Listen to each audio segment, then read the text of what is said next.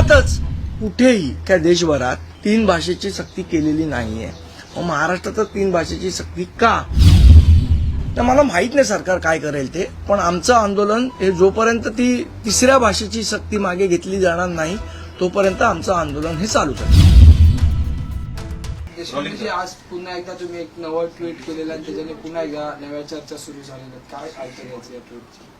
मला असं वाटतं त्या ट्विटमध्ये विचारलंय मी, जे लोक महाराष्ट्राच्या मनातलं ओळखतात ते भास्कर जाधवांच्या मनात काय त्यांनी ओळखलंय का, एवढाच माझा प्रश्न आहे आणि साधा आणि सोपा प्रश्न आहे.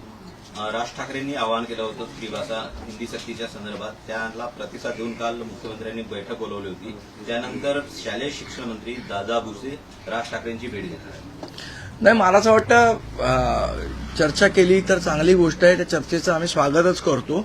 पण मुळात आमचा जो विषय होता तो असा आहे की राज्यामध्ये जेवढे भाषा तज्ज्ञ आहेत किंवा शिक्षण तज्ज्ञ आहेत त्या सगळ्यांनी हे वारंवार सांगितलंय की लहान मुलांवर म्हणजे पहिली ते पाचवीची जी मुलं आहेत ह्यांच्यावर तीन भाषांची सक्ती करण्यात येऊ नये. ऑलरेडी सगळं अभ्यासाचं बर्डन त्यांच्यावर आहे, त्यांच्यावर तो सगळा भार आहे, अभ्यासाचा बोजा आहे. त्यांचा बोजा आपण अजून किती वाढवणार आहोत? त्या लहान मुलांवर किती तुम्ही त्यांच्यावर प्रेशर करणार आहात? त्यामुळे या सगळ्या गोष्टींचा विचार सरकारने करावा अशी आमची प्रामाणिक भूमिका आहे. याच्यामध्ये कोणाचा विरोध किंवा कोणाचा हे करण्याचा किंवा कुठल्या भाषेचा द्वेष करण्याचा विषय नाहीये. पण मुळातच कुठेही अख्ख्या देशभरात तीन भाषेची सक्ती केलेली नाहीये. मग महाराष्ट्रात तीन भाषेची सक्ती का, हा आमचा प्रश्न आहे. त्रिभाषा सूत्रावर सर्व संबंधितांशी बोलूनच अंतिम निर्णय घेईल असं सीएम फडणवीसांनी आश्वासन दिलं. मला असं वाटतं हे आधी करायला पाहिजे होतं ना, GR काढण्याच्या आधी सगळ्यांची चर्चा करायला पाहिजे होती. ती का लोकांची चर्चा केली नाही? ठीक आहे, पण उशिरा का असेल आपण सुचलेलं शहाणपण आहे तर त्याचं आम्ही स्वागत करतो. पण राज ठाकरेंनी जेव्हा आवाहन केलं त्याच्यानंतर झालेल्या ह्या सर्व घडामोडी आहेत. निश्चितपणे काल महाराष्ट्र नवनिर्माण सेनेने या संदर्भात आंदोलनाला सुरुवात केली आणि जोपर्यंत हिंदी भाषेची सक्ती जी करण्याचा प्रयत्न सरकार करते ती मागे घेतली जात नाही तोपर्यंत आमचं आंदोलन हे सुरूच राहणार आहे. मनसेच्या आक्रमक भूमिकेला यश येईल का आणि सरकार आपलं GR बदलेल असा विश्वास तुम्हाला आहे का? तर मला माहित नाही सरकार काय करेल ते, पण आमचं आंदोलन हे जोपर्यंत ती तिसऱ्या भाषेची सक्ती मागे घेतली जाणार नाही तोपर्यंत आमचं आंदोलन हे चालूच राहील. सरकारनं 2 GR मध्ये शब्दांचा खेळ केलेला आहे. म्हणजे जी पहिला सक्ती होती ती दुसऱ्या GR मध्ये कुठेतरी अप्रत्यक्षरित्या. बघा, याच्यामध्ये जो खेळ आहे सरकारचा तो असा आहे, पहिले होतं की सगळ्यांनी तिसरी भाषा पहिले तर असं सरकार म्हणतंय की NEP मध्ये असं म्हटलेलं आहे. मुळात NEP मध्ये असं म्हटलेलंच नाहीये. सरकार असं म्हणतंय की NEP मध्ये म्हटलंय की तीन भाषा शिकवाव्याच लागतील. असं कुठलंही कंपल्शन NEP मध्ये नाहीये. NEP मध्ये स्पष्ट म्हटलंय की तिसरी भाषा शिकवायची की नाही शिकवायची याचा निर्णय राज्य सरकारने तिथल्या संस्कृतीप्रमाणे घ्यावा हे स्पष्ट म्हटलंय. मग आमचं म्हणणं आहे की आज गुजरातमध्ये अशी सक्ती केलेली नाही, आज उत्तर प्रदेशमध्ये अशी सक्ती केलेली नाही, आज मध्य प्रदेशमध्ये अशी सक्ती केलेली नाही, आज तामिळनाडूमध्ये अशी सक्ती केलेली नाही, आज कर्नाटकमध्ये अशी सक्ती केलेली नाही, आज पश्चिम बंगालमध्ये अशी सक्ती केलेली नाही. महाराष्ट्रातच का? हा आमचा मूळ प्रश्न आहे. या प्रश्नाचं अजूनही कोणीही सरकारमधनं उत्तर द्यायला तयार नाही. ते काय म्हणतायत की आम्ही अनिवार्य शब्द काढला. तुम्ही अनिवार्य शब्द काढला तो हिंदी सक्तीचा अनिवार्य शब्द काढला, पण आमचं म्हणणं होतं की तिसरी भाषा अनिवार्य हाच शब्द आपण या GR मधनं काढावा.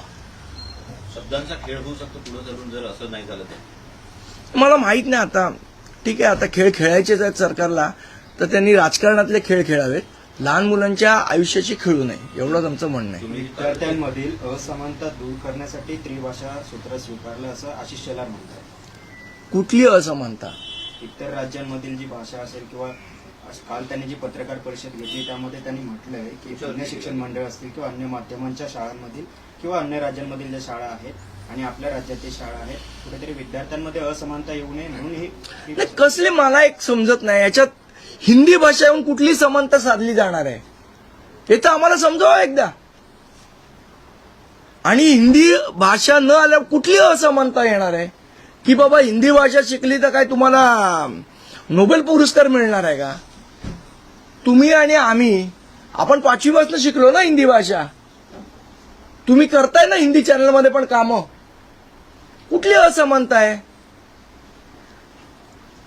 हे बघा, जर एखाद्याला एखादी भाषा शिकावीशी वाटली त्याच्यात गैर नाही, पण तुम्ही जे कंपल्शन करता की तिसरी भाषा पहिलीपासून शिकवा, ह्या गोष्टीला आमचाच नाही तर महाराष्ट्रातल्या साहित्यिकांचा, महाराष्ट्रातल्या कलाकारांचा, महाराष्ट्रातल्या जे शिक्षण तज्ज्ञ आहेत त्यांचा, या सगळ्यांचा विरोध सरकारने लक्षात घेतला पाहिजे. एवढं असंवेदनशीलपणे वागून सरकारला चालणार नाही. हिंदी भाषेचं समर्थन करताना हिंदी भाषा ही पर्यायी भाषा आहे असं स्पष्टीकरण देताना पाहायला मिळते. पर्यायी भाषा म्हणून हिंदी भाषेचं नाही, पण मुळात तिसरी भाषेची गरज काय आहे? आमचा मूळ प्रश्न हाच आहे, पहिलीपासून तिसऱ्या भाषेची गरज काय? त्यांचं आतापर्यंत आपल्या शिक्षण पद्धतीमध्ये आपण 2 भाषा शिकत होतो, आपल्याला कुठे अडचण आली का? आता आडमार्गाने ही हिंदी सक्ती करायची गरज काय आहे, हा आमचा मूलभूत प्रश्न आहे. हिंदी का हवी यावर ते बोलताना कोठारीचा जो अहवाल आहे 64, 66 आणि 68 सालचा, त्यामध्ये हिंदी का महत्वाची आहे त्याचा त्यांनी अहवालात एक म्हटलं की कोठारी म्हणजे ब्रह्मदेव नाही ना की ते म्हणाले ते सगळं बरोबर असेल. आमचीही शिक्षण तज्ज्ञ त्यांनी रमेश पानसेंचा पण अहवाल वाचावा. कोठारींचाच कशाला, पानसेंचाही अहवाल वाचला तरी त्यांना कळेल काय आहे त्याच्यामध्ये म्हटलंय ते. काल तुम्ही टीका केली होती, संड हा शब्द वापरला होता तुमच्यावरती. सर, मराठी हिंदीचाच एक मुद्दा आहे.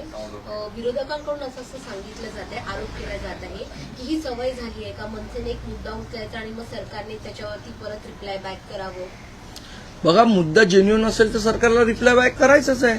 मग तो कोणी उचललं, मनसे असो, उबाट, आता ते लोक मुद्दे उचलत नाहीत, त्याला आम्ही काय करणार? सामनामध्ये ही अभिनेते आलाय हिंदीचे मास्टर फडणवीस सामनामधून.